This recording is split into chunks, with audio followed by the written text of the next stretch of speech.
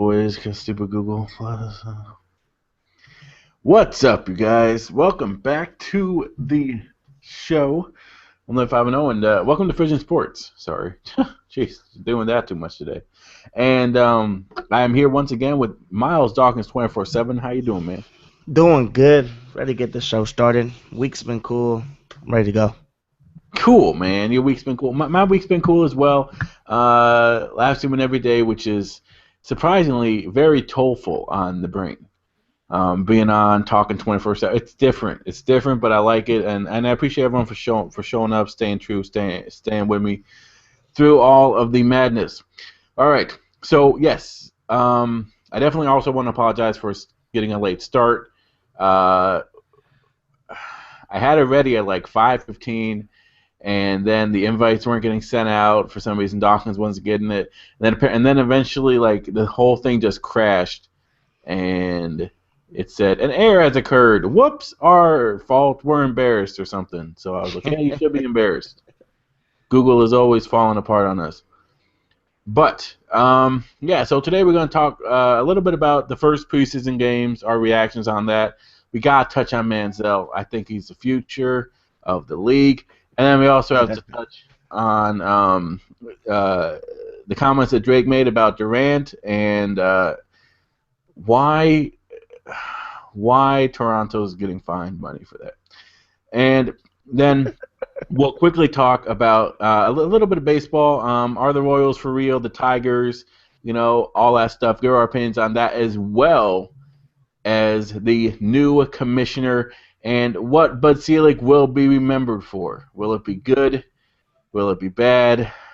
We're going to get into that as well. But as always, feel free to leave comments down below. Let us know what your opinions are on things, as well as if you have any topics that you want us to talk about. Because at the end of the day, it's better with interactions. So definitely feel free to do that. And we launched a new app, a question and answer app. So if you are watching the stream, you should see a question and answer app pop up in the window there. If you click that, I have no idea what will happen, but Toxic and Orange was using that, and it seemed to work pretty well. So that's one way that you can contact us through the chat, or you can leave comments down below, and we'll read those as well. All right, but without further ado, Dawkins, let's get into talking about some sports, baby. Let's do it. Let's start with football. Let's start with football now. Now, you've probably seen more of the games than I have. I'm not a football head as much. So what are your biggest surprises, biggest lack of surprises in the first preseason games? For me, it was the fact that, and it's just preseason, and I always remind people that the Detroit Lions went 4-0. They went undefeated in the preseason the same year that they lost 16 straight games in the regular season. So preseason, it doesn't matter as far as wins and losses. It's more so how individuals perform, how a team performs and stuff like that. If they look good, if the starting group looks good, that's important. If a backup looks good playing with the second team, that's a positive. So of course everybody's talking about Johnny Manziel.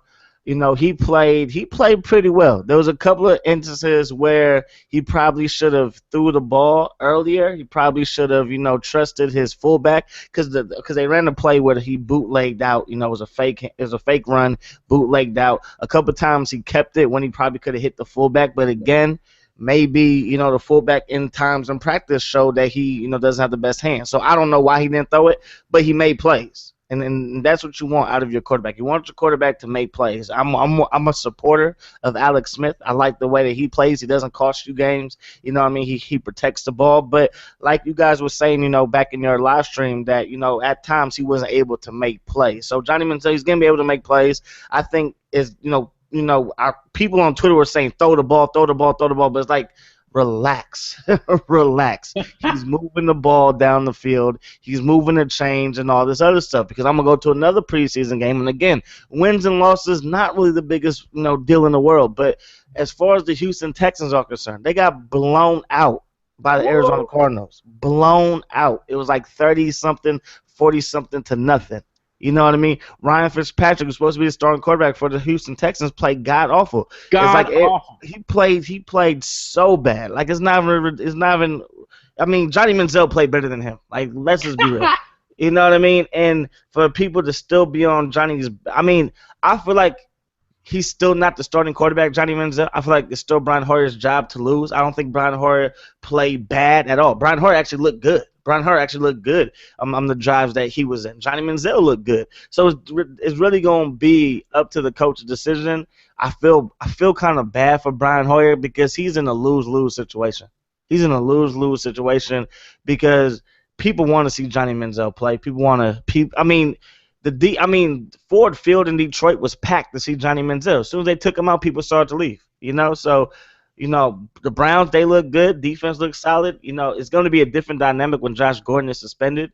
But as far as Houston Texans are concerned, I mean, that was ugly. That was ugly. Jadeveon Clowney, he made a nice play, but Arian Foster, it came out earlier or last week that he was contemplating retirement. He's been kind of a nickapoo, if you will, in practice. Not trying as hard and stuff like that.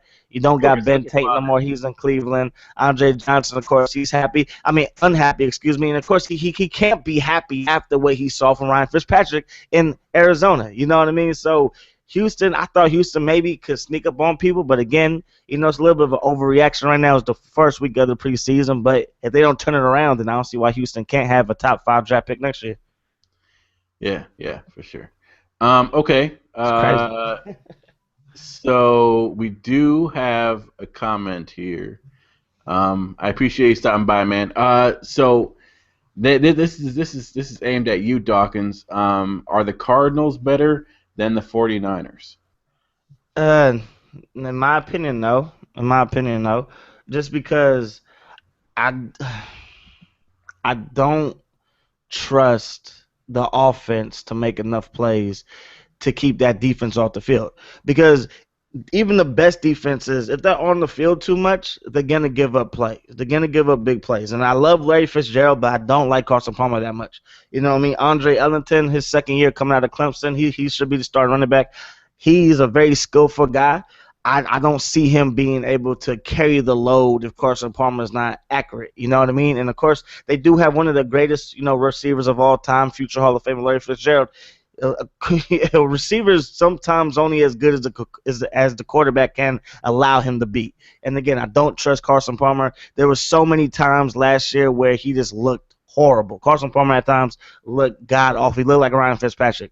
And I mean, and at the end of the day, yes, they did go to Seattle and beat Seattle in Seattle, and that's something that my 49ers, my favorite team, has not been able to do for like the past 3 years. So kudos to Arizona for doing that. But that was defense. Their defense balled out, and I can't see their defense balling out 16 weeks out of the year. So I think Arizona, again, has a chance to go 10-6 again. I think they have a chance to make it to the playoffs. I really do. I just don't see them as being better than the Niners or the Seahawks right now in that division. Nice, man, nice. One thing that I noticed, and again, I'm not going to sit here and say I watched every single game on NFL Network because I didn't. Okay. Yeah, I did about 5 times. But I will say this. One thing that I really liked, Michael Sam. I really liked him. How'd I forget about him? But yeah, go ahead. Yeah. I mean, whew. Jeez, man. I mean, I don't know what it is. Okay, and it may just be because he's going up against the second string. I mean, that's something that we gotta remember. But I really liked his hustle. I really liked his play. That was awesome to see. Another thing, you mentioned Manziel. I'm actually sold on Manziel. I want him over Hoyer, just because. I saw glimpses, man. I saw glimpses of a possible Brett Favre type of player, minus the interceptions. Just his playmaking ability, his way of keeping the play moving, I think was real cool. But yeah, so those are my biggest surprise. But you wanted to mention Michael Sam a little bit. Yeah, I mean, I totally agree with you because people love Jadeveon Clowney because of his athletic ability. He's a freaking talent, a freaking freak of nature. You know what I mean? But they were dissing him because of work ethic. Michael Sam might not be the most talented guy, but he bust his butt in that preseason game. He was all over the place. He was disrupting the running game. He was pushing the linemen back in the backfield. He was chasing down people. He might not have caught everybody, but he was chasing them down. Almost every time that Michael Sam was in on defense, 96 was around the ball. You know what I mean? So I like that. So I definitely feel like he probably will earn himself a roster spot on the team. I don't know how much playing time he's going to get during the regular season because we have to remember St. Louis has one of the best D-lines, in the game. So he probably won't get too many snaps in the regular season. But if he can do his thing on special teams too, then we can definitely see him on special teams making an impact on like kick coverage team and stuff like that. So I really like Michael Sam's game, but I think it's a little bit of an overreaction because people are saying, well, he did it versus second stream. Well, Johnny Manziel did it versus second stream too. You know what I mean? True, but it's different though. To me, it's not different. To me, it doesn't matter how good somebody looks because Ryan Leaf looked good in preseason too. Biggest bust in history. One of the biggest busts in history. So Johnny Manziel, he did his thing. He did his thing. Michael Sam did his thing. It was against the second string, and we can't like this ignore that fact. We can't ignore that fact. We can't ignore the fact that when he's going up against Joe Hayden in practice, Joe Hayden picks him off. You know what I mean? Like, we can't ignore the fact that when he's going up against his own defense, that's a pretty good defense, aren't they? Hitting there, what I mean?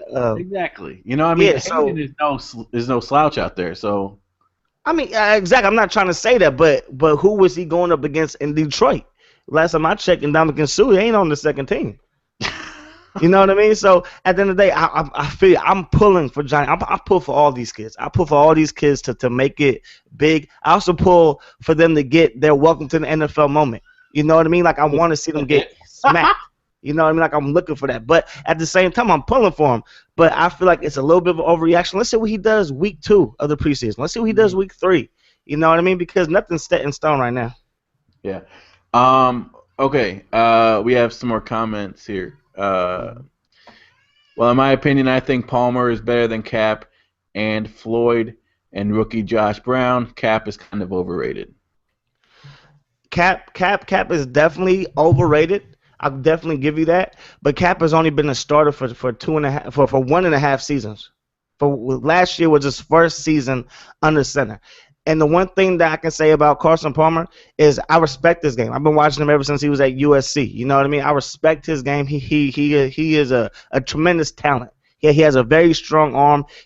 But we have to remember that when Carson Palmer first came in the league with the Cincinnati Bengals, with TJ Who's Your Mama, with Chad Ochocinco, you know what I mean? Like people were saying that he's gonna be in that same caliber with Peyton Manning, with Tom Brady, because he looked the part. 6'5". Tall, big guy, throws the ball with power and stuff like that. To me, Carson Palmer makes way too many mental mistakes to say that he's better than Cap, to say that he's better than Russell Wilson. I think that he has the potential to be, but we've been waiting for Carson Palmer to take that next step for the longest time. We've been waiting for him to take that leap until, he's the man. Because now, if you think about it, when he had Chad was arguably the best receiver in the game. Now he has Larry Fitzgerald, like you said. Now he has Floyd. Now he has Brown, another rookie, Andre Ellington, and that defense is stacked. We already talked about that defense. The front four of that defense of the Arizona Cardinals is stacked. They can get after the passer with ease. They have, in my opinion, the best cornerback in the league in Patrick Peterson. To me, that's the best cornerback in the league. And for whatever reason, Carson Palmer, even though it was year one, and I'm not naive to that. I can't honestly sit here and say that just because Arizona Cardinals went 10-6 last season, that they can duplicate that again this season. I can't say that they're guaranteed to make the playoffs because, to me, they're not better than the Niners. Colin Kaepernick is overrated. I'll give you that. But just because Carson Palmer might be better than him doesn't mean that, mark Arizona into the playoffs, because you still have to go through San Francisco, still have to go through Seattle. That's just in that division. I believe the Panthers will still be there. I believe that the Saints will still be there. I believe in that NFC North, you have 3 teams that have a legitimate chance to make the playoffs, and that's the Bears, that's the Lions, and that's the Packers. So just saying that they went 10-6, that's good, but why did they go 10-6? Why did they beat, Seattle in Seattle? If you were really watching that game, Carson Palmer played like hot garbage. Now Seattle makes a lot of quarterbacks look like hot garbage. But at the end of the day, there's a reason why Carson Palmer has never won a playoff game. There's a reason for it. Ooh, Daddy came home and smacked you around for that comment. All right. Let's see here. Awesome, man. Awesome. Okay, again, if you guys are joining us, we're talking about the NFL preseason, our surprises. We're also, if you guys are interested and you want us to talk about something, don't hesitate. Leave comments down below, or you can click the annotation on the video to launch the question and answers app, which makes it easier for us to read your comments. Absolutely. We appreciate all the comments. Yes, we do. We definitely do appreciate our comments. It's better with the comments, I think. Absolutely. All right. I'm biased. I like the Bears.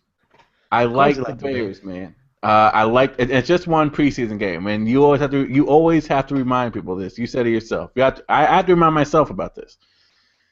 But did you see the Bears preseason game? I did, and the Bears did look nice. They did look nice. Jay Cutler, again, I like Jay Cutler. You know, I'll give you a hard time about Jay Cutler, but ultimately, I like Jay Cutler. Brandon Marshall, Alshon Jeffries are some beasts. I think that defense is still a question mark, though. I think that defense is still a question mark because Tillman, we know what we're gonna get for Tillman, and we might not get that this year because again, he's getting older. You know, I don't think he's a fine wine. I don't think he gets older with time. I think he declines with time. You know, Tim Jennings, he's still solid. That safety position, you got new safeties, but I think you still have to see where they are. You know, I like Chicago too. In my honest opinion, it's gonna hurt you. I think that they are the second best team in that division right now. I think that the Lions are closer to the Bears and the Bears are to the Packers. But again, I think the Bears have a legitimate chance to make the playoffs, to make some noise in the playoffs, especially if Jay Cutler can just cut down on the interceptions. That's it. Don't put the defense in bad situations because to me the defense isn't that good. I like Bostic. I like that guy linebacker. He can make some big hits. But don't put that defense in bad situations. Don't make them have to like play from behind and stuff like that. Like give them a chance, keep them in the game, and of course, utilize Matt Forte, utilize Alshon Jeffries to the best of your ability. Brandon Marshall's a beast. Utilize those guys. Don't force plays, and I think the Bears definitely have a chance to make the playoffs, a legitimate chance. Yeah. What about players that didn't play so well? Are you pushing the panic button right now? If you're a fan of, for example, I don't know, what team got blown out? The team that played the Cardinals. The Texans. I'm worried about Ryan Fitzpatrick. Absolutely, I'm worried about Ryan Fitzpatrick because if Ryan Fitzpatrick doesn't produce, because to me, the Texans window, if they don't make it to the playoffs this year, and I pick them to go back because I feel like Ryan Fitzpatrick could be in the Alex Smith mode. Just don't turn the ball over. Get the ball to Andre. Feed the ball to Foster. Let the defense get after the quarterback with Clowney and J.J. Watt, and I feel like they'll be fine, especially in that division, especially because the AFC is not the strongest. You know, pencil in the Patriots, pencil in the Broncos, pencil in the Colts, pencil in the Bengals, and then after those four teams, it's really up in the air. Really? The Bengals and the Colts? Well, the Colts mostly because of their division. You have to think about it. Yeah. I'm talking about Houston right now. They're in that division. Tennessee Titans are the Tennessee Titans, and the Jaguars just drafted a brand new quarterback. So I think all three of those teams are going to take some time. You know, the Bengals have been the class of the NFC North for the past 2 seasons. They went to the playoffs every single year that they've had Andy Dalton and AJ Green have been to the playoffs. You know what I mean? That defense is ferocious. I think that they have the best defense in that division, and we're talking about the Ravens and we're talking about the Steelers. That defense is better than both of those defenses right now. So I definitely think that Cincinnati is, on their way to make a deep playoff run this year, especially when you just paid Andy Dalton all that money. He better have a deep playoff run. But after those 4 teams, in my opinion, is Buffalo a lot? Heck no. And Buffalo is one of those teams that struggled. I want to see. Wild card, maybe. Yeah, Buffalo, maybe wild card, right? Dolphins, maybe a wild card. Jets, maybe. Who really knows? The Raiders, maybe. The Chiefs, Chiefs definitely. I think the Chiefs are going to be a playoff team. Yeah. But for that last wild card spot, who's to say that the Texans can't get it? I guarantee you that they can't get it if Ryan Fitzpatrick plays the way that he did in the first preseason game. So I think that, it's very possible that the window has closed for the Houston Texans. Ooh. You know what I mean? Because Andre Johnson, beast, love him. Been watching him since he was in college at the U.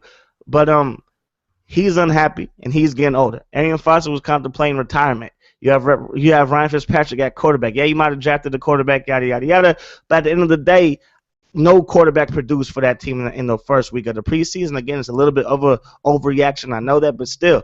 And then that defense, Jadeveon Clowney, he's an outside linebacker now. Yes, for the most part, he will be rushing the quarterback, but he's never dropped them in coverage in a real game. And now he's going to be doing it at the highest level. So I think that's going to take some time for him to get adjusted for that. J.J. Watt's still going to be a beast. You know what I mean? That secondary has holes. I mean, it is bad when Ed Reed can't make that secondary, and that secondary is trash. You know what I mean? So, well, it said something about Ed Reed, I guess.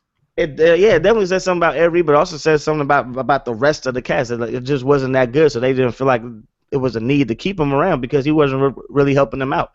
But at the end of the day, Buffalo, I wanted to see more from E.J. Manuel. You know, Right? I really did. Okay. Yeah.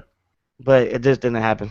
Okay. Before we get into something else, because yes, I want to talk to you about, because I think that we differ on this about how much playing time rookies should get or younger players in preseason. Let's answer this question here. So how about, okay, so I'm going to select this. Okay, so here we go. So how about the Pats? What do you think their chances are? The Pats, man, the Pats are the Pats. As long as you got Tom Brady, as long as you got Bill Belichick, they're going to be a playoff team, especially because Buffalo hasn't really improved, really.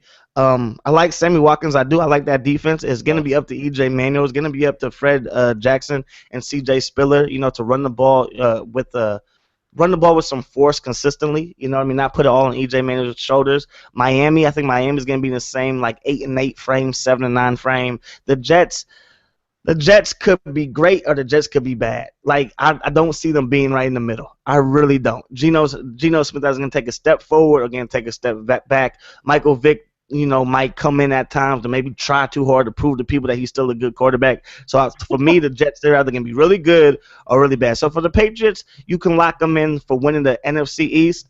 Did they do it? Really? Yeah, lock them in for winning the NFC East because, again, you still got Tom Brady. And everybody talks about how Tom Brady won so many Super Bowls without the best talent and this and that. So why can't he win the NFC East again? You know what I mean? Now, just winning the NFC East doesn't mean that they can have a first-round bye. I still feel like the Broncos are the best team in the whole conference. You know, they added T.J. Ward, and safety was a big issue, and T.J. Ward's one of the best young safeties in the NFL right now. Pass rush was an issue. Von Miller was hurt. He should be back healthy. You know what I mean? He should be healthy by, I want to say, like week 6 probably. And then you got DeMarcus Ware. And DeMarcus Ware got sacked his first preseason game with the Denver Broncos. You added Aqib Talib for the cornerback position. I think he's an upgrade over Champ Bailey. It's hard to say that, but at his stage right now in their careers, I think that's definitely a fact. So I think that the Broncos are still, you know, the best team in the whole conference, but you can definitely pencil in the Patriots for winning the division. And once you get into the playoffs, anything can happen. And there's not too many times I bet against Tom Brady and the Patriots. These last couple of years, the Patriots have had trouble with the Bills and Miami, and sometimes the Jets. So I don't know if you can pencil them in for winning that division just because of the troubles that they've had, and like especially with the Jets, those games usually are close. And then Miami beating them last year a couple, you know. Yeah. I don't know. I mean, I don't know if you can pencil them in. I think that it's going to be between the Patriots and Miami. I think that those two teams are really going to be fighting for that division. I don't believe in the Jets at all. You know, but like you said, man, Tom Brady is Tom Brady, and it's hard to bet against him. It really is. Absolutely. It really is. He's right up there with Peyton Manning as the top quarterback in the game. So. Yeah, definitely.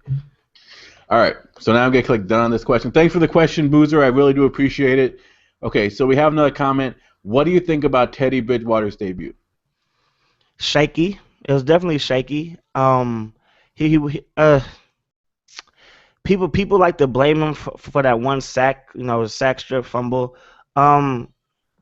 He did hold the ball too long on that play, but for the most part, it was a typical preseason debut for a rookie, in my opinion. Johnny Manziel blew some people away, but that was more to do with play calling. I think they got him outside the pocket. They did some read option stuff. They showcased his skills. Teddy Bridgewater, he likes to be in the pocket. He likes to sit in the pocket and deliver the ball. You know, playing at Louisville is a lot different than playing in the NFL. You know what I mean? So at the end of the day, he struggled, but I think that he probably has the highest ceiling out of all the rookie quarterbacks as of right now, just because he's a proven passer in college. In college, he was a pure passer. You know what I mean? Only 4 interceptions, 30-plus touchdowns. Like, that's incredible. So in the NFL, it's going to take some time because he wants to sit in the pocket. And the NFL, even though it was against the Raiders, and the Raiders are not the most talented team, it is still an NFL secondary. It's a lot faster. It's a lot quicker. The pass rush gets to you quicker. So he just has to make quicker decisions. I don't really think he made too many bad decisions versus the Raiders. It was definitely, I think, in my opinion, more positives than negatives. He didn't have those wow plays that Brian, what's his name? Bortles, excuse me. Bortles from the Jaguars. You know what I mean? He has some wild plays. Johnny Manziel, of course, has some wild plays. Teddy Bridgewater didn't have some wild plays, but if we take it for what it is, he also didn't throw any interceptions. He also didn't cost the Vikings chances, to get points on the board. So I think Teddy's going to improve. I think that he's definitely going to be the starting quarterback for the Vikings somewhere through the half of, somewhere between like week 6 and week 10. I believe that he will probably be the starting quarterback. But right now, let Teddy Bridgewater grow a little bit. I think that he's definitely going to, again, be the starting quarterback. And he likes to play from the pocket. It's harder to read, NFL coverages over college coverages. Yeah. I think one other thing is that like Bridgewater is in the best position, like you said, because he has he has arguably one of the best running backs in the game. Absolutely. And even though he's not like, this is a big year for AP. Like people could say that he's possibly overrated if he has a year like he did last year, but he is in the best position and the best system. Like his team is ready to potentially win or get to the playoffs this year out of all the other rookie quarterbacks. So I think that it's really, more pressure on his shoulders. But like you said, we still need to see more from him.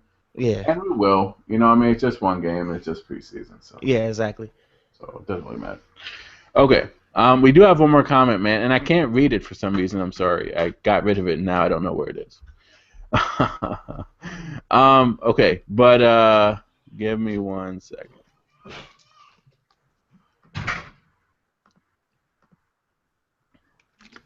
Okay.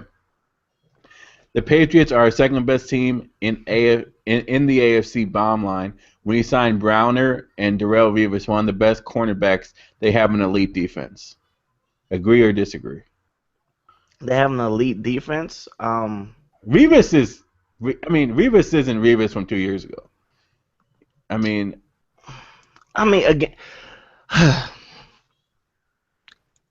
elite defense. They will be an elite defense because more so Revis. I like Revis. I like Brown. He's a big corner, physical corner from Seattle, but that's the safety position to me is still an issue. I like McCourty, but he's not the best free safety. There hasn't really been the best pass rush there. Jones, I like Jones off of the edge for the Patriots, but for the most part, that's really it as far as pass rush is concerned. Now, again, Bill Belichick is a defensive genius. I'll always say that he is a defensive genius, so adding Darrelle Revis is just going to help his schemes out tremendously. But even though I feel like the Patriots will have a top 5, top 10 defense, to me it's going to be mostly because they play E.J. Manuel twice, they play Ryan Tannehill twice, and they play Geno Smith twice. You know what I mean? So to me, that's why they're going to have one of the best defenses. Do I think that defense can slow down the Broncos? Possibly, but I wouldn't bet on it. You know what I mean? Could that defense, let's say they get all the way to the Super Bowl, could that defense keep up with the Saints? Possibly, but I don't see it. You know what I mean? So at the end of the day, I think that these are definitely upgrades. But when I think of what Denver did in the offseason, like the comment said, Denver is definitely the class. I don't feel like they have a dominant defense because to me, dominant defense is like the Chiefs, is Seattle, is the Niners, Arizona. You know what I mean? Like those teams to me have dominant defenses because they're a lot more physical. Right now, I see the Patriots having more of a finesse defense. Yeah, for sure. All right, awesome. Thanks for the comments, guys. Keep them coming. Definitely keep them coming. It's always good when you guys write comments, leave questions. All right, so we have another one. Okay, I'm trying to move on to baseball, but you guys with these football comments. Okay, what do you think about the Patriots' offense? I think it'll definitely be better. I mean, Tom Brady is Tom Brady. he's always going to be solid. If Rob Gronkowski can be healthy and stay healthy, Yeah, then yeah. he's arguably the best tight end in the game right now. He's probably Whoa. second. He's probably second to Jimmy Graham right now, but Yeah. we have to remember that Gronk, got hurt going into the season, got hurt coming out of the season. You know what I mean? Like Gronk was banged up last year, so if he can get his back right, his arm right, his shoulder right, his knee right, then I don't see why Gronk can't dominate. In that division, in that conference, because there's not too many great secondaries in the AFC. Outside of the Broncos and the Patriots, really. So at the end of the day, I feel like if Gronk is healthy and those receivers take another step forward, because those are some young receivers. Those are young receivers. A lot of them are rookies or second-year guys. You know what I mean? A lot of times Brady had to rely on what's his name? Edelman, excuse me, had to rely on him. At times he wasn't, mentally there. At times Tom Brady had to talk to him about his routes and stuff like that. So I definitely think the offense, I definitely feel like the offense will take a step forward. I don't know how big of a step forward, but I think the receivers will play better. If Gronk's there, that's always a plus. So I think that the Patriots offense is going to be fine. I don't think it's going to be, the Randy Moss, Wes Welker days where they setting records and all that type of stuff, but it'll definitely be good enough to help to win a bunch of games. 13-3, 12-14, 11-5. I think 11-5. I think the Patriots are going to be somewhere higher than 11-5. 11-5 will be the lowest record I see the Patriots getting. I really feel like they're going to walk away with the NFC East. I think Tom Brady's going to have another fantastic year, and I really feel like the Patriots are going to probably meet the Broncos again in the championship game. Speaking of the Broncos, we got another comment about those Broncos. All right. Well, how'd that happen? Okay. Well, while Denver did sign players, they lost key players as well, like Wesley Woodyard and whoever that guy is, Trevathan got injured.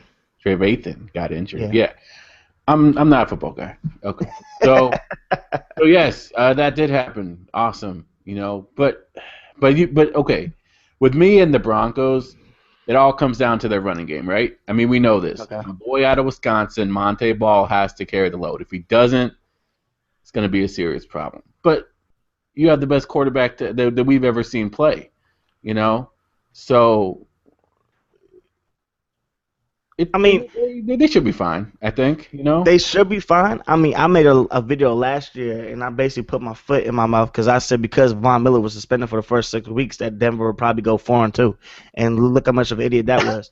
You know what I mean? So again, having Peyton Manning, having, again, defense, whoever left the comment, thank you for the comment. I totally agree with you. Defense is going to take a step back. You lose your top two linebackers.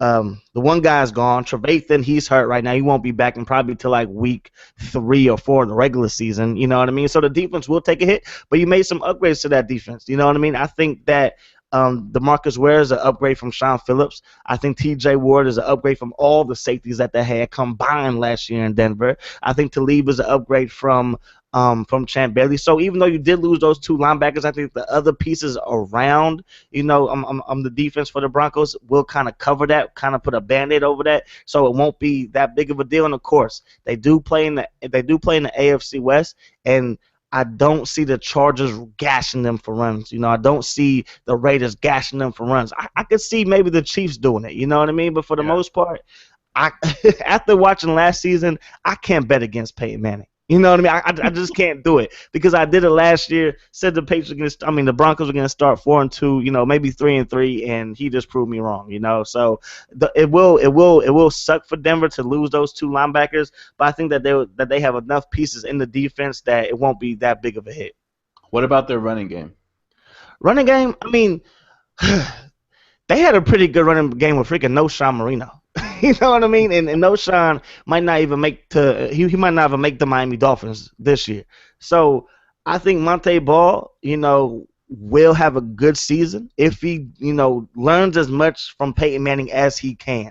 That's the key. If Peyton Manning can't trust you, then you ain't getting too many touches. You know what I mean? So get with Peyton Manning, learn the playbook, and be there, like be where you're supposed to be. Running game. Hit the holes hard. Don't try to make too many big plays. Because Peyton Manning's gonna allow big plays to happen because they're gonna have to focus on the passing game so much. Thomas, Welker, Sanders. I think Sanders is an upgrade from Decker. You know what I mean? So the running game is going to be there. Emmanuel Sanders. No way. Emmanuel Sanders is an upgrade. In my opinion.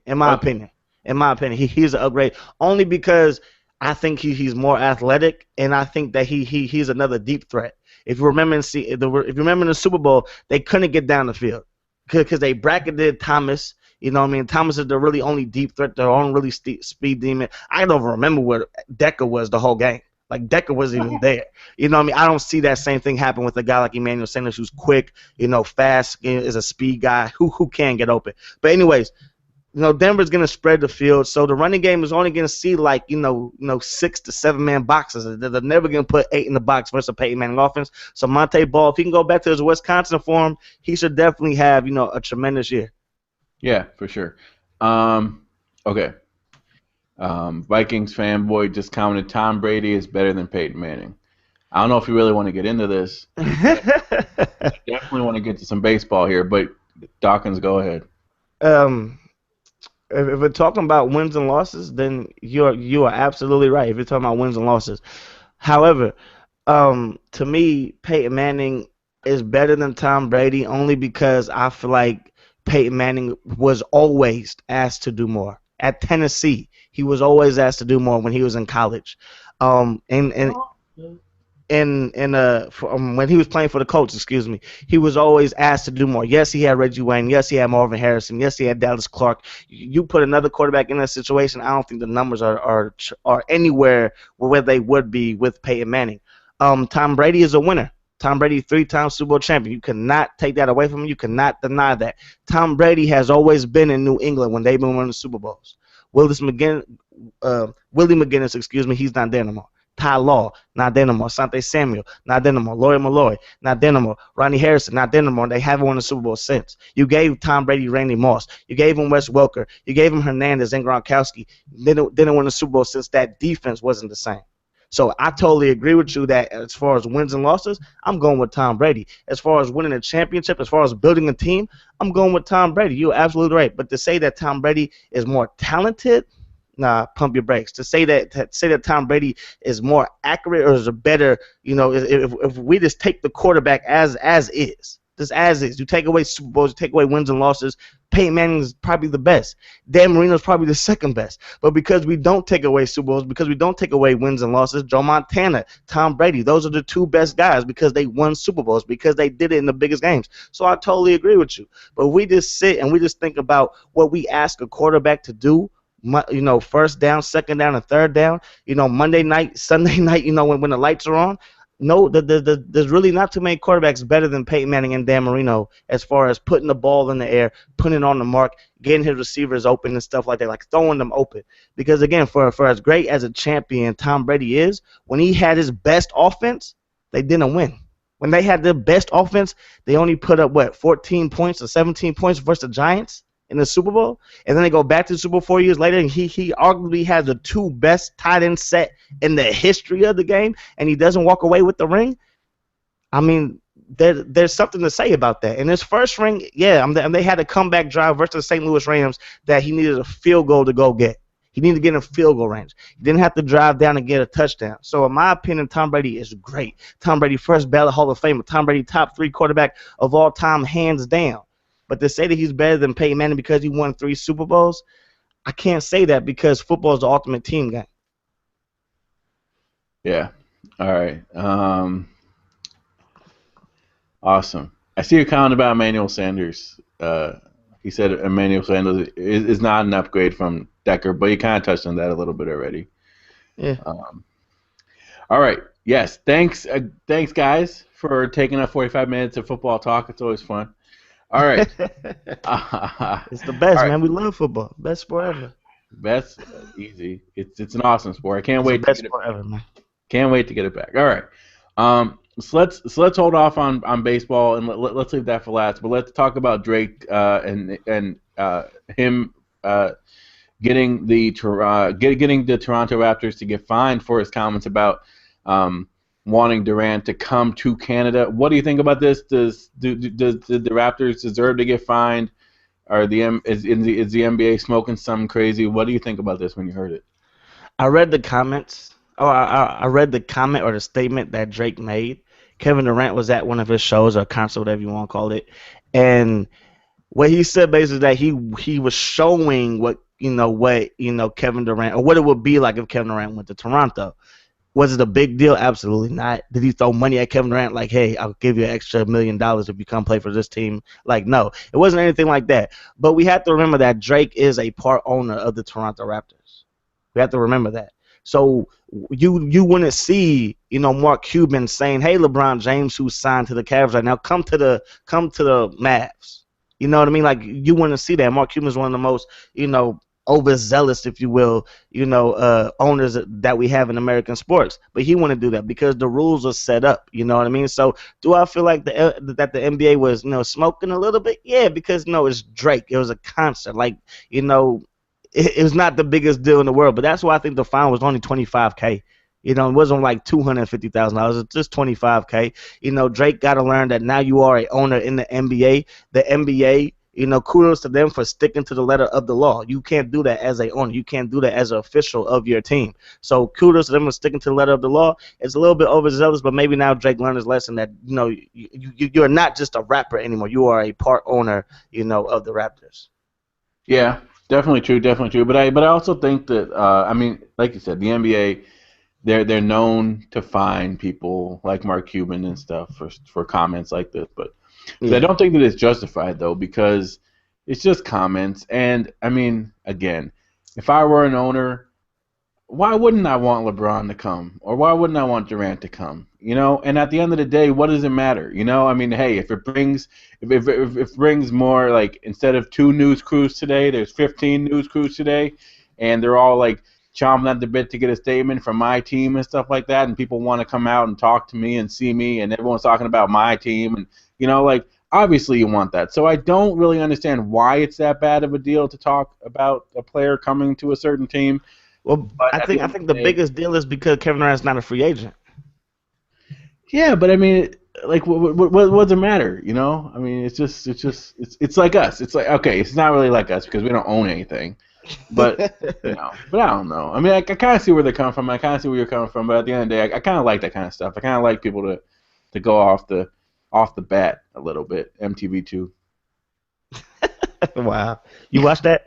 No, I don't. Oh, okay.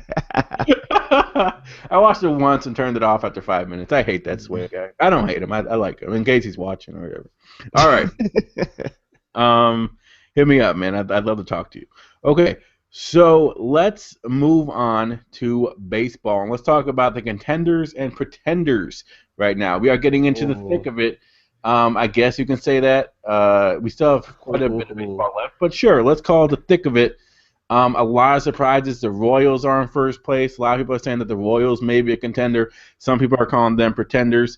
Oakland, Oakland's still going strong, but the Angels are sneaking up on them. We look at the East in the AL and we see Boston at the complete bottom, but we see Baltimore and Toronto at the top. In the AL, let's start with the AL right now. Who do you think are some of the surprises? Well, let's start with the East. Do you think Baltimore and Toronto are going to hold on to those top spots and fight over it, or you see the Yankees possibly making a push? Well, I believe that there's a month left, 3 weeks left in the season. So I like Baltimore's chances. And if we rewind, go back to the beginning of the MLB season, I called that. I'm just saying. I'm going to toot my own horn. I'm going to toot my own horn because I'm a football guy. I don't know nothing about no baseball. I could care less. You know what I mean? I'm a football head through and through. But for the most part, I picked Baltimore just because I saw what they did last year. Watching highlights and keeping up with the standings. I don't really watch baseball, but keeping up with the standings, watching MLB Tonight, MLB, MLB Network and all that stuff. Quick Pitch. I love that show. But anyways, whatever her name is. Yeah, man. But anyways, I like Baltimore's chances right now. Toronto, is 7.5 games behind. The Yankees are 8 games behind. Again, there's like 3 weeks left in the season, so possibly, Baltimore could end up choking. We've seen in the past before. We've seen teams choke before in baseball. But I like Baltimore's chances to hold on to the lead because again, they're 7.5 games over Toronto right now. Yeah. Okay. I guess that we're talking about here, so I'll select your question here. So we're talking about that. Boozer, thanks for the question, man. Whew, man, this is tough because people have been asking me this all freaking week, and I'm sick and tired of that shit. Okay. I'm just kidding. I love it. So Rude. man, Just rude. it's rude. Just rude.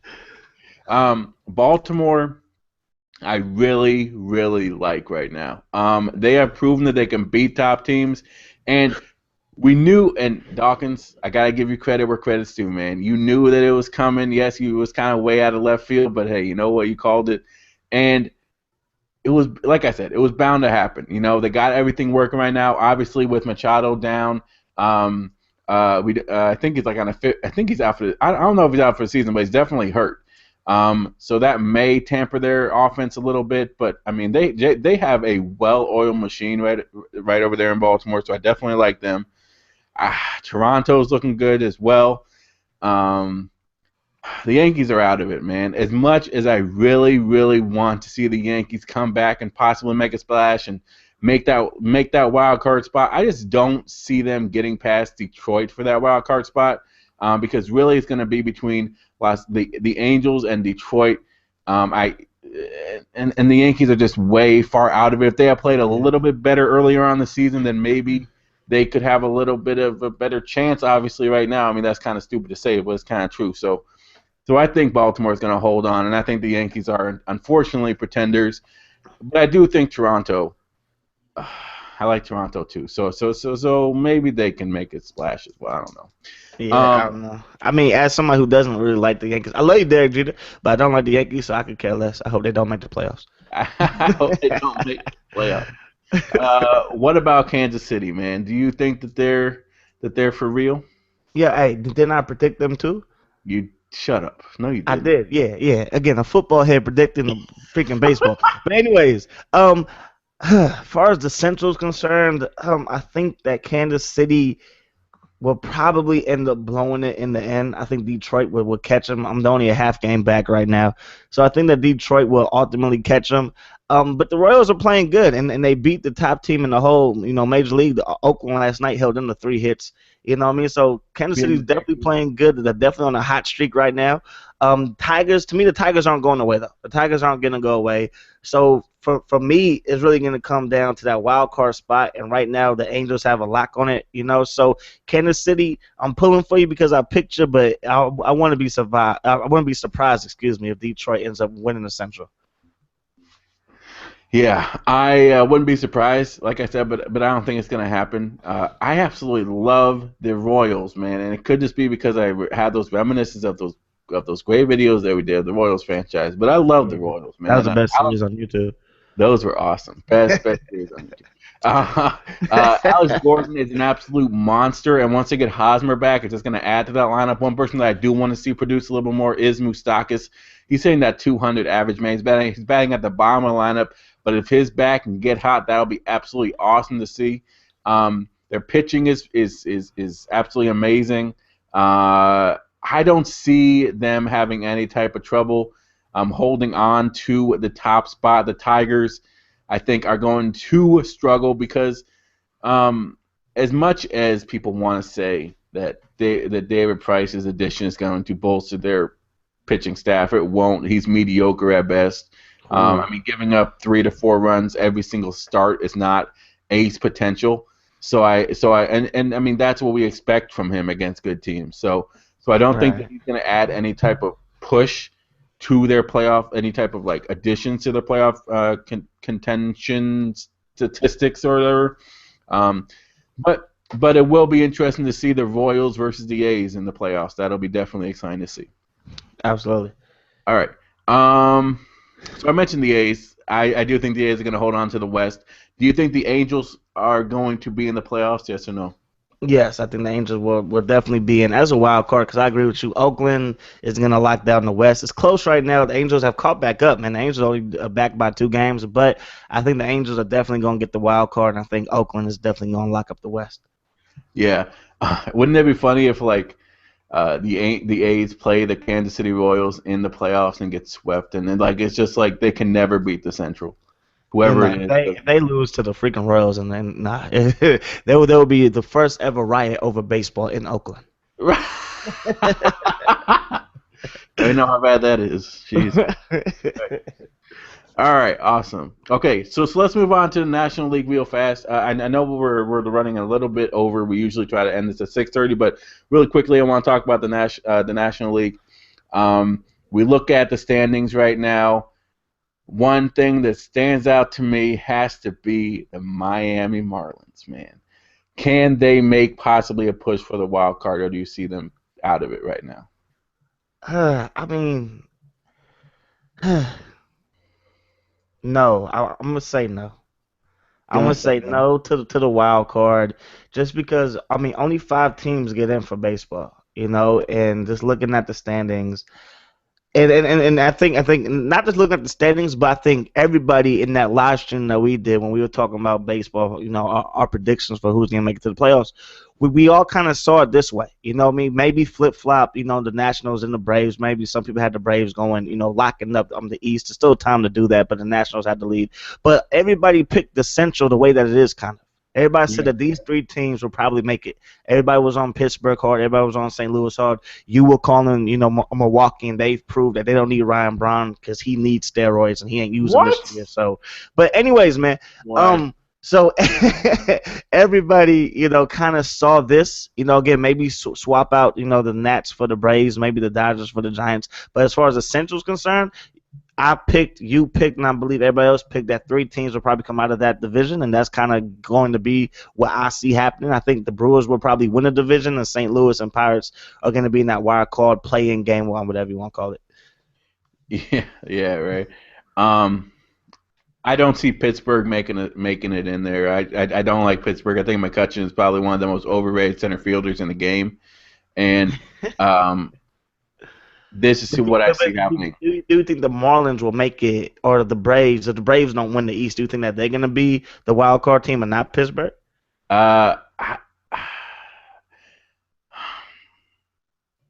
Because again, in my opinion, I feel like the Central is going to have 3 teams. The East and the West are only going to have 1, and that would be your 5 teams. Yes, but I would pick San Francisco over Pittsburgh. I think San Francisco.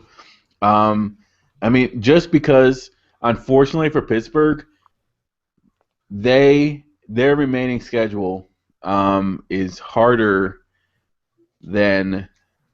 Okay, so the next series is against Washington. Now again, like I haven't looked at the whole schedule, but I know that Pittsburgh is going to play Milwaukee again, and I know they're going to play St. Louis again, and opposed to San Francisco. They're going to beat up on Colorado. They're going to beat up on Arizona. They're going to beat up on San Diego. So I look at San Francisco and I say that they have a better shot just because of their opponents.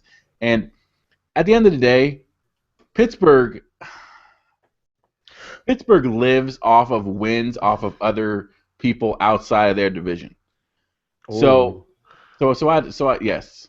And Atlanta, as much as I'd like them, next year they'll be awesome, but this year it all depends on one person. That's B.J. Upton. If he can start hitting home runs, start playing like his brother, then good. If he doesn't, then they're not going to play very well. But I like San Francisco.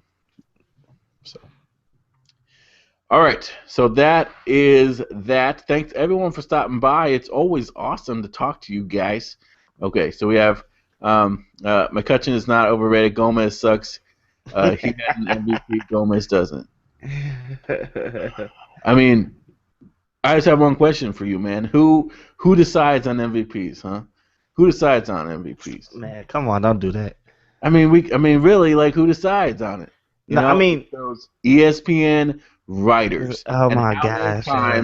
And how many times are the Milwaukee Brewers on TV, and how many times are the Pittsburgh Pirates on TV? I think that's irrelevant for this topic, but I mean. McCutcheon, as far as center fielders go, he has been the best, outside of I believe I guess Trout or whatever. But for as far as NL, he's been one of the best, if not the best, center fielder, center, excuse me, fielders in the game. So to say that he has an MVP is a valid argument, but I don't think it holds water for this because we're talking about like right now. You know what I mean? But to say the ESPN writers pick the MVP, like, come on, man. All right. That may be a little bit of a Come on, man. that may be a little bit of a stretch, but I will say this. If I were to start a franchise right now, and I had to pick my outfield, it would be Stanton, Gomez, and Trout. It would not be Stanton, McCutcheon, and Trout. That's all I'm going to say, and that's solely based on the fact that McCutcheon plays in a very hitter-friendly park. He plays last year, one of his best years, in which you're referring to, Mister Sir, is when he had Alvarez having a monster year, so he had great protection. And Gomez, unfortunately, also, by the way, bats at the beginning of the lineup, at the top of the lineup, which means, one, he's a trendsetter, two, he's a productive trendsetter. So why don't you try McCutcheon back at the top of that lineup before you start throwing all these things about, oh, well, he sucked, blah, blah. And Ryan Braun does not need steroids either, okay? Yeah, he does. No, he does not. Yeah, he does. Okay. All right. But thanks, everyone, for stopping by. Like I said, I do appreciate it, and I'm sure that we will continue this conversation at some point. You're just biased, bro. I'm not. I mean, okay, Dawkins. He is. He is. Who would your outfield be, Dawkins? If you had to pick an outfield right now, who would it be? My outfield right now would be Barry Bonds, King Griffey Jr., and I'll move Ichiro Suzuki to left field. I mean, right field. Nah, I mean, my outfield would probably be Trout, McCutcheon, and I like Hamilton when he's healthy. You know what I mean? But he's not healthy really. So I guess for me, I like Puig. I do. He has a freaking cannon of an arm. And I mean, he be hosing people down from far right field, and they be going to third, and he be hosing them down. So I like Puig. So if I just had to pick, an outfield, there's three players, regardless of where they are in the outfield: Trout, McCutcheon, and Puig. Okay. You know what I'm gonna do? I'm gonna go out on the street, and I'm just gonna ask people. And yes, it may be biased because I live in Wisconsin. But I'm just gonna ask 50 people and say, "Would you take McCutcheon over Gomez?" I mean, this is crazy. Man, in Wisconsin, they'd be like, I'll take Aaron Rodgers over everybody. B.J. Raji, the best defensive lineman in the game. Man, you put B.J. Raji on the you put him in the outfield to see what he could do. That guy sucks, B.J. Raji. Okay. Yes, but okay. Thanks everyone for stopping by. We're gonna end it as we do every week with a minute to preach it. So this is where we have a minute to talk about whatever we want to talk about. So, Dawkins, do you want to go first, or do you want me to? I always go first because you ain't never prepared. So yeah. You damn straight I'm not. All right. All right, Dawkins. Whenever you're. Oh, wait a minute. Okay, let's see. You always go first. Damn straight. All right. Whenever you're ready, you just let me know. All right, man. I'm ready. All right, go for it. Now, most of the time, I usually end it with a sports topic, but these guys continue to remind me it doesn't have to be about sports and living and toxic. A lot of times they talk about some other stuff. So today I'm going to take the opportunity to talk about something that is very important to me, and I believe that it should be very important to everybody. But again, everybody has their choice of, everybody has their choice and preferences and stuff that they like. But for me, there's a website out there. It's called jw.org. I advise everybody to go there, just check it out, see if you like it or not, make your own opinions on it. It just is a website that promotes Bible readings and Bible students and stuff like that. And they have free Bible readings. They give out free Bible studies. Everything is free. If you have kids, it has great sections for kids, cartoons, and all types of other stuff. So go to jw.org. It's a fantastic website. You don't have to donate any money. Don't have to donate anything, just your time. And it's a really good site if you're really trying to get a little bit more spiritual incline in your life. Yeah.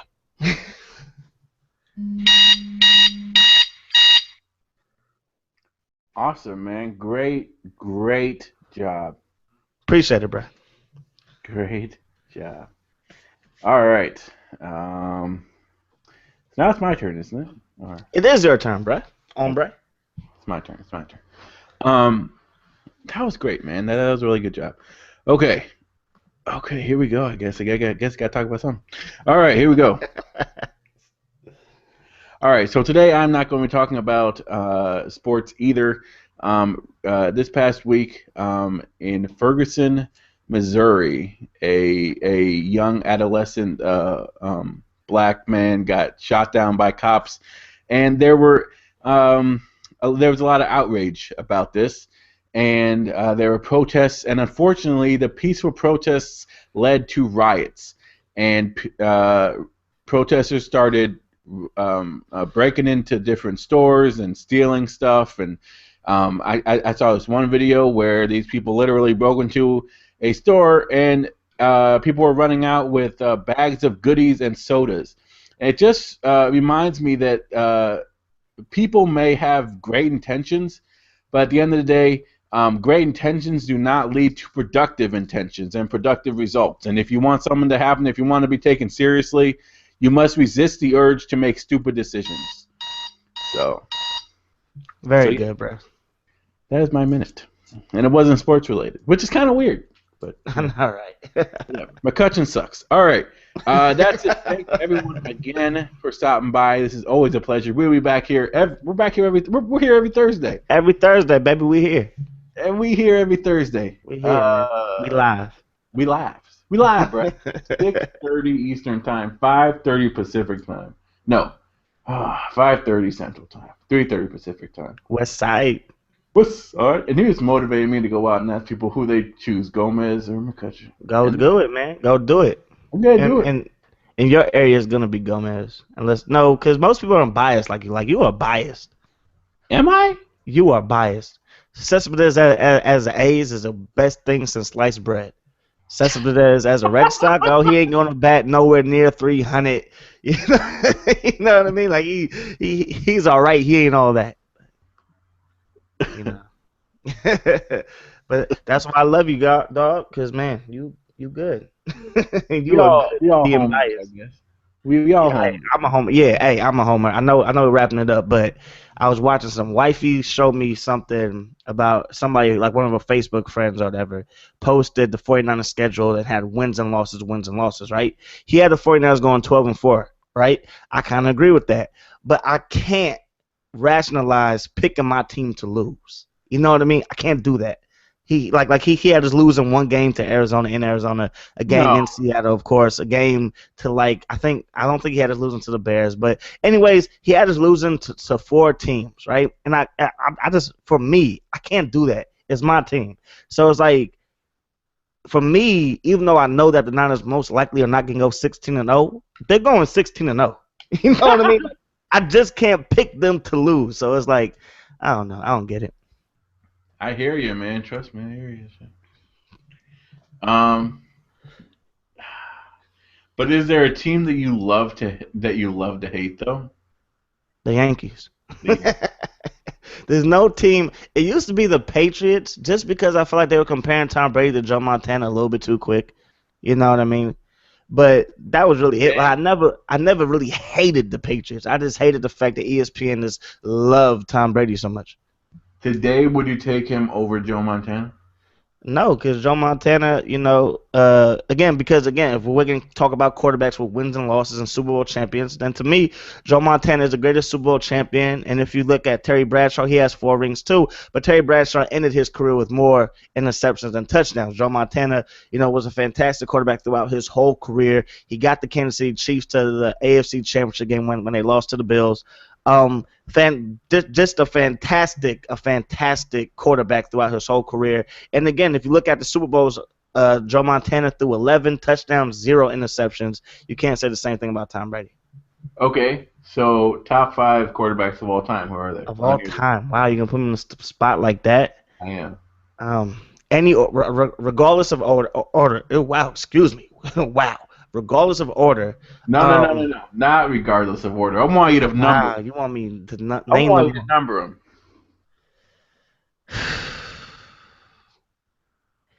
And when we're talking Super Bowls and everything, talking about the criteria for being a great quarterback, Super Bowls, yards, stats, TDs, everything. Number 5 for me would be Dan Marino. Yes, he didn't win a Super Bowl. He went there, he lost to the 49ers, but the fact that he threw for 49 touchdowns, for 48 touchdowns in the season back in the 80s, and that record wasn't touched until Peyton Manning broke it with 49 touchdowns in like 2000. Then of course Tom Brady 50, and then of course Peyton Manning again with 55. That's incredible. And he also threw for over 5,000 yards in the 80s, where you could actually beat up receivers and stuff like that. And now you see in today's game that almost every quarterback is throwing for 5,000 yards. For me, that is good enough to make him top 5 quarterback. Number 4 for me, wow. Number 4 for me, it would have to be, wow. Wow.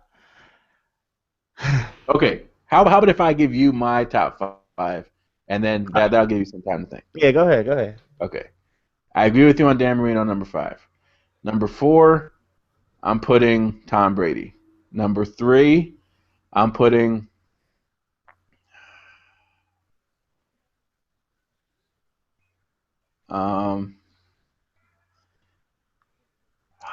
Steve Young. Yeah, our top 5 about to be the same, dog. Number 2, I'm Different putting order though, but Peyton yeah, Manning, and then number 1, I'm putting Montana. Montana. Okay, so your number 4 was Tom Brady. My number 4 would probably be Steve Young.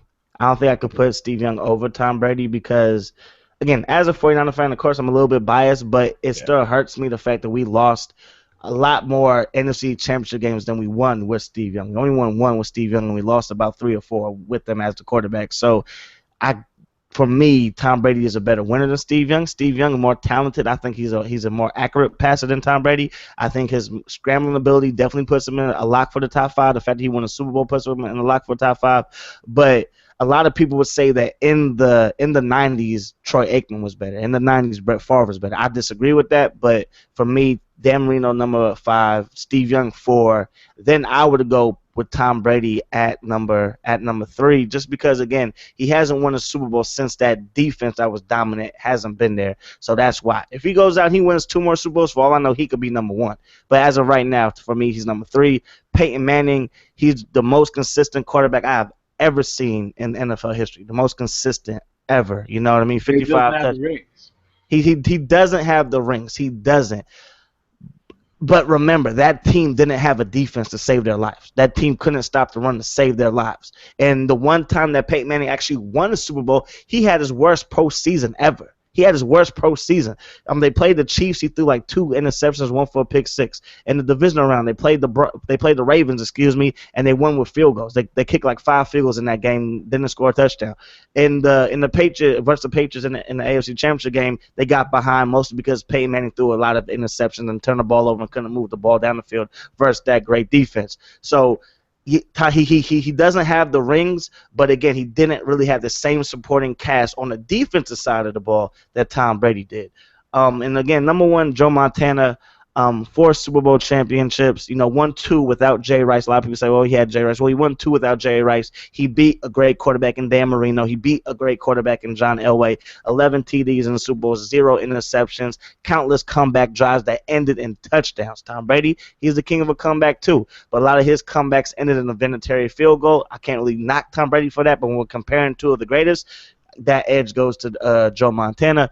Also, again, the fact that Tom Brady, and I know it's a team sport, but the fact that he lost to Eli twice in the Super Bowl, I can't let that go. I can't let that go. You know what I mean? So to me, Joe Montana is number 1, number 2, Peyton, number 3, Tom, 4, Steve Young, and 5 is Dan Marino.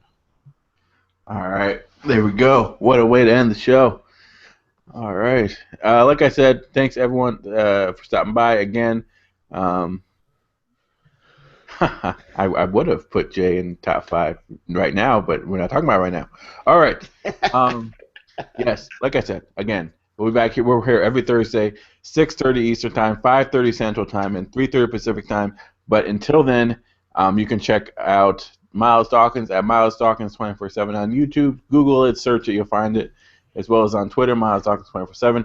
You can catch me, Woodland 510, on YouTube as well as on Twitch, which is now my new home. Streaming. Yeah, man, that's your new home. Do you like streaming better than making videos?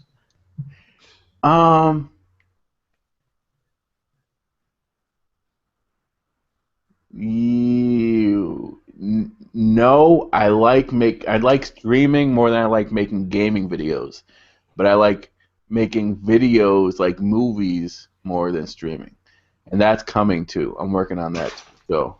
Making movies, like mini movies? But we'll see. Okay. I've given away too much already.